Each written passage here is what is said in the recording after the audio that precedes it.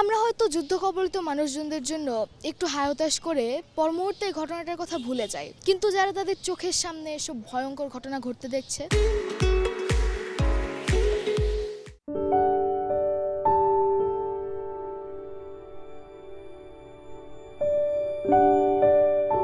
সম্প্রতি TV channel, পত্রিকা, social media, radio সব জায়গায় যেন একই খবর প্রচারিত হচ্ছে, ভয়াবহ সব যুদ্ধের খবর। আমরা হয়তো যুদ্ধ কবলিত মানুষজনদের জন্য একটু হায়তাশ করে পর মুহূর্তে এই ঘটনাটার কথা ভুলে যাই, কিন্তু যারা তাদের চোখের সামনে এসব ভয়ঙ্কর ঘটনা ঘটতে দেখছে, বিশেষ করে যারা শিশু, গবেষণায় দেখা গেছে যে যারা যুদ্ধ কবলিত শিশু তাদের ক্লিনিক্যাল বিষণ্ণতা এবং পোস্ট ট্রমাটিক স্ট্রেস ডিসঅর্ডার বা পিটিএসডি হওয়ার সম্ভাবনা সবচেয়ে বেশি থাকে। যারা যুদ্ধ কবলিত শিশু বা যারা নিজের চোখের সামনে যুদ্ধ দেখেছে, এমনকি বিমানে ভ্রমণ করতে করতে যারা যুদ্ধ দেখেছে, সেই শিশুদের মধ্যে এক ধরনের মানসিক পরিবর্তন কাজ করে। ট্রমাটাইজিং সময়ে বাবা মার ভূমিকা, সাপোর্ট অর্থাৎ প্যারেন্টিং খুবই গুরুত্বপূর্ণ, কিন্তু অনেক ক্ষেত্রে দেখা যায় যে যুদ্ধের পরপর বাবা মাও ট্রমাটাইজড থাকার কারণে শিশুর জন্য সেই সঠিক ভূমিকা পালন করতে পারেন না, যার জন্য শিশু এবং বাবা মা উভয়ের ক্ষেত্রেই তাদের মানসিক বিকাশ বাধার সম্মুখীন হয়। চাইলেই তো পৃথিবীর থেকে যুদ্ধ,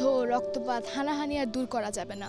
এই অবস্থাতেই শিশুদের জন্য একটা বসবাসযোগ্য পৃথিবী তৈরি করতে হবে। শিশুদের জন্য চারিদিকে একটা বন্ধুত্বময় এবং সুন্দর এনভায়রনমেন্ট তৈরি করতে হবে। যারা যুদ্ধ বিধ্বস্ত এলাকাগুলোয় কাজ করে থাকেন তাদের সঠিক প্রশিক্ষণ দিতে হবে এবং শিশুর বাবা মার প্রতিও খেয়াল রাখতে হবে, তারাও যেন শিশুদের সাপোর্ট দিতে পারেন এবং তাদের বাবা মা হিসেবে ঠিকমতো ভূমিকাটা পালন করতে পারেন। এর মধ্যে শিশুদের জন্য, শিশুর পরিবার, বাবা মার জন্য একটা সুস্থ সুন্দর পরিবেশ গঠন করতে হবে। এজন্য তো আমাদের এগিয়ে আসতে হবে, আমাদের সকলকে কাঁধে কাঁধ মিলিয়ে কাজ করতে হবে একটা সুন্দর পৃথিবী গঠন করার জন্য। সুভা সাফায়েত সিজদা, একটু ভাবুন, RTV, ঢাকা।